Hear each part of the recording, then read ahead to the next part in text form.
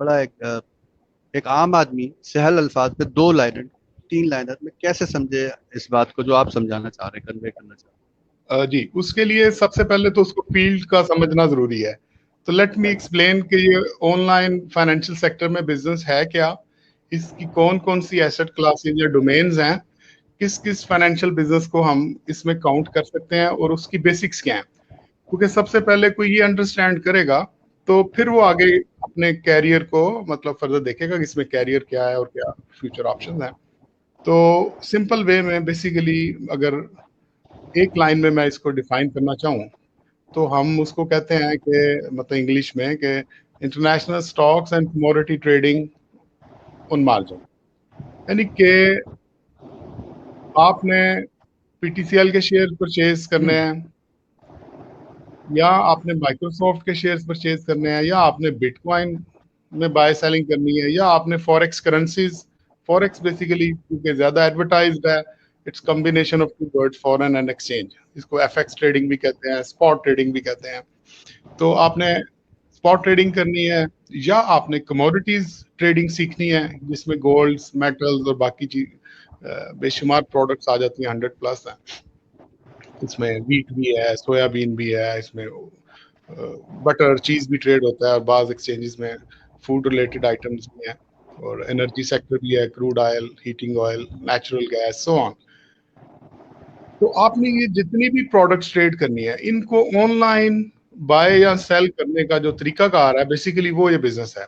कि इस बिजनेस को सीखने से जहां आप घर बैठ के ई कॉमर्स की वर्चुअल असिस्टेंट के तौर पे सर्विसेज देने को तो तैयार हो जाते हैं, कि जहां पे आपको एक बड़ी मिनिमम अमाउंट मिलती है, and that's equally good, comparatively better जो लोग नहीं कर रहे थे, मैं कोई डिस्करेज नहीं कर रहा, नो डाउट। बट ये एक बहुत बड़ी डोमेन है, क्योंकि आप देखें कि पूरी दुनिया में कोई एक कंट्री आपको ऐसा नहीं मिलेगा जो फाइनेंशियली इंडिपेंडेंट और स्टेबल ना हो और वो डेवलप कंट्रीज में शामिल हो। अगर सिर्फ एग्रीकल्चर बेस देखें तो ऑस्ट्रेलिया की एग्रीकल्चर मार्केट कितनी बड़ी है, बट वो फाइनेंशियल सेक्टर में डेवलपमेंट की वजह से ही डेवलप कंट्रीज में शामिल हुआ है। तो हमारे मुल्क में भी फाइनेंशियल सेक्टर की डेवलपमेंट की थोड़ी सी स्पीड कम है, जो कि ग्रेजुअली इट्स पिकिंग अप, और अच्छा ब्राइट कैरियर है। और अब जैसे लोगों का विजन एक्सपैंड हो रहा है ई कॉमर्स की वजह से ऑनलाइन सर्विसेज में, अगर आप देखें आज से 5 साल पहले तो ऑनलाइन सर्विसेज का कॉन्सेप्ट क्या था कि जी वो ऑनलाइन डाटा फिलिंग करें, एक फॉर्म फिल करें और इस तरह की चीजें करें। वहां से ग्रेजुअली होते होते फिर thanks to corona thanks to corona and thanks to e commerce and thanks to enablers और बाकी जो लोग हैं कि उन्होंने भी प्रमोट किया अमेज़न जी जी। तो डेफिनेटली अमेज़न का वॉल्यूम तो ड्रास्टिकली इंक्रीज हुआ कोरोना की वजह से, वो वाइल बीइंग एट होम। अब तो यूएस में तो डिलीवरी भी करते थे तो वो वही घर की डोर स्टेप पे छोड़ के बता देते जी आप पिक कर लें। तो दे आर सो स्केर्ड, और जो भी उनकी प्रिकॉशनरी मेजर्स थे। तो बट अब चूंकि समहाउ ये सारे फैक्टर्स की बेस पे अब ग्रेजुअली जो डेवलपमेंट हो रही है, तो हमें ये देखना चाहिए कि हम ऑनलाइन और मजीद क्या क्या चीजें कर सकते हैं। तो उसमें फाइनेंशियल सेक्टर एक्चुअली नंबर 1 पे है as far as this volume is concern, क्योंकि इसका ग्लोबल वॉल्यूम बहुत ज्यादा है। सॉरी, मैं बैटरी के साथ साथ चार्जर पे लगा दूं, और आपसे पहले एक ओवरसीज लंबी कॉल आई हुई थी तो मैं इसको फिगर आउट नहीं कर सका। एनीवे, अच्छा, तो सबसे पहले तो ये है कि मैं चाहूंगा कि एक ओवरव्यू सिर्फ इस फील्ड का दूं कि इस ऑनलाइन ट्रेडिंग में हम ये सारी प्रोडक्ट्स कवर कर सकते हैं। जब हम बात करेंगे कि जी ऑनलाइन ट्रेडिंग सीखनी चाहिए, it means we are saying कि जी करेंसी ट्रेड है, भले क्रिप्टो करेंसी ट्रेड है, स्टॉक्स ट्रेडिंग है, या कमोडिटीज ट्रेडिंग है, ये सारी इसकी बेस एक ही है, सबका मैकेनिज्म सेम है। और इसमें जो बेसिक चीजें इन्वॉल्व होती हैं वो, जिस तरह मैंने आपको पहले बताया कि मैं एक अब यूट्यूब चैनल पे रिसेंटली अपडेट करना शुरू की है इन्फॉर्मेशन, बिकॉज अनफॉर्चुनेटली बेशुमार कुलीग जो डिफरेंट एक्सचेंज मेंबर्स भी हैं, चूंकि यहाँ पे रिलेटेड एजुकेशन नहीं थी और मुझे एक चांस मिला बाहर सीखने का, तो I just wanted to share it. और इसी तरह this is how I learn. मतलब मुझे एग्जाम्पल कोड अक्सर मैं करता हूँ मेरे जानने वालों को कि एक बड़ी इंपॉर्टेंट मीटिंग में बैठा हुआ था मैं न्यूयॉर्क में, और उसका ग्रुप का चेयरमैन बैठा हुआ था और एक बड़ी बेसिक टर्म थी जो मेरे लिए नहीं थी, तो मैंने उसको इंटरप्ट करके पूछा कि जी व्हाट डज इट मीन। तो बाकियों ने बड़ा सरप्राइजिंगली देखा कि भाई आपको ये भी नहीं पता ये बेसिक चीज है। तो मैंने कहा जस्ट मतलब गेस्चर उन्होंने ऐसा दिया, बट मीटिंग के एंड पे चेयरमैन ने मुझे बड़ा अप्रिशिएट किया। उन्होंने कहा आई रियली अप्रिशिएट कि हमारे नजदीक तो ये बड़ी कॉमन सी और बेसिक चीज थी, बट आपके लिए हो सकता है नहीं हो। तो मैंने कहा this is how I am learning and this is how I learn, और इसमें कोई परेशानी वाली बात नहीं होनी चाहिए कि सीखने के लिए अगर हम क्वेश्चन भी नहीं करेंगे तो हाउ विल लर्न। तो मैं ही चाह रहा हूँ कि इस चीज को आम किया जाए।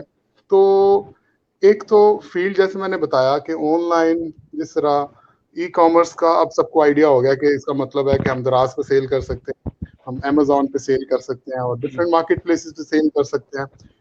और इसी तरह उन्होंने फिर डिफरेंट डोमेन सीखी कि इसमें सेल करने के लिए क्या चाहिए, प्रोडक्ट हंटिंग पहले देखनी है, फिर हमने प्रोडक्ट डेवलपमेंट देखनी है, सोर्सिंग देखनी है, फिर उसकी एडवर्टीजमेंट करनी है ऑनलाइन। तो ये तीनों एवेन्यूज कोई सीख ले तो वो भले फिर अमेजोन पे सेल करे या दराज पे करे या कल को अपना कोई मार्केट प्लेस डेवलप कर ले एग्जैक्टली इन सिमिलर वे।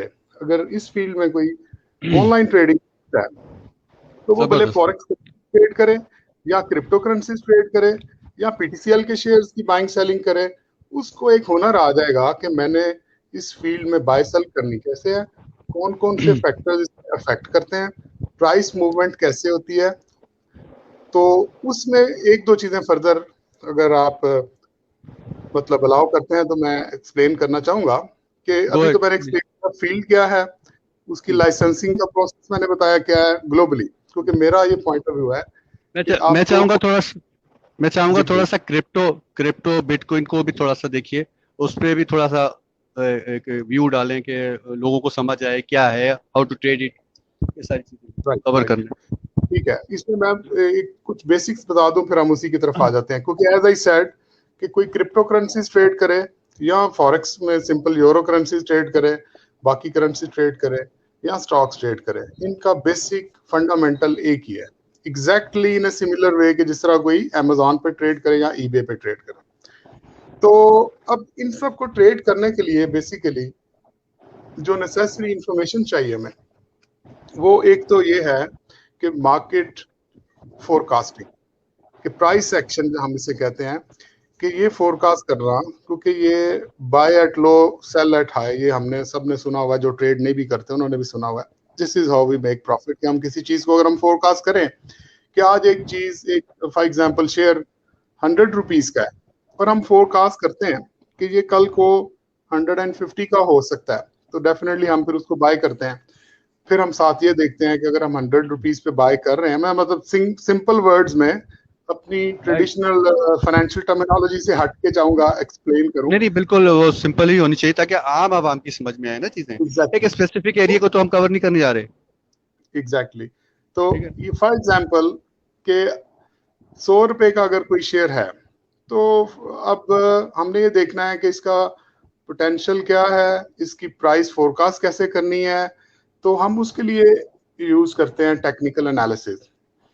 अब टेक्निकल एनालिसिस जो है वो बहुत वास्ट एरिया है और उसमें मतलब कोई 100+ वीडियोस मेरी प्लान्ड हैं, जिनमें से कोई 10-20 मैंने ऑलरेडी की हैं, क्योंकि एक एक डोमेन पे आपको डिटेल्ड इन्फॉर्मेशन चाहिए। और यही एरिया है कि जहाँ पे प्रॉपर ग्रिप या नहीं है, क्योंकि buyer BSc at least BSc technical analysis भी किसी ने की हो तो उसमें ये इन्फॉर्मेशन अवेलेबल होती है। अब यहाँ चूंकि पाकिस्तान में टेक्निकल एनालिसिस और रिस्क मैनेजमेंट में कोई एजुकेशन ही नहीं है, तो इसलिए हमें सीखना पड़ता है। बट मतलब इंटरनेट की वजह से हम बेशुमार चीजें सीख भी लेते हैं, बट कुछ चीजें ऐसी हैं जो हम प्रॉपरली ग्रिप नहीं कर पाते, क्योंकि ऑथेंटिक लोग नहीं है, कुछ सर्टिफाइड लोग नहीं है जो सिखा रहे हैं, और उनका पर्पस में भी कुछ और हो। तो अभी उसमें जो मैं समझता हूँ चीजें जो लाजमी हैं सबको जाननी चाहिए, और एक लेमैन के लिए भी अगर आज कोई ट्रेड स्टार्ट करता है, बेशुमार लोगों को मैं सुनता हूँ कि उन्होंने लॉस कर लिया और बाद में वो कहते हैं फील्ड खराब है। कुछ लोग कहते हैं कि ये प्रोडक्ट हलाल है और ये हराम है। इन दोनों को भी मैं नेक्स्ट एड्रेस करूंगा, बिकॉज हम एक कंट्री में है जहाँ पे definitely this is allot to us कि हम एक जो चीज अर्निंग कर रहे हैं वो हलाल भी है कि नहीं। तो इन इसको भी मुझे आप याद करवाइएगा, इससे नेक्स्ट मैं आपको चंद मिनट में इस पे भी थोड़ी सी कुछ बेसिक चीजें बताना चाहूंगा। ऑल्दो मैं कोई मुफ्ती तो नहीं हूँ, बट ये है कि मैंने कंसल्ट की हुई है बेशुमार प्रोडक्ट्स, और मैं चूंकि इस फील्ड में ऑलमोस्ट 25 ईयर्स से हूँ, तो इसलिए वो उस पर भी थोड़ी सी रोशनी डालेंगे। अच्छा, अब जो जरूरी चीज़ है, sorry to cut trade, you.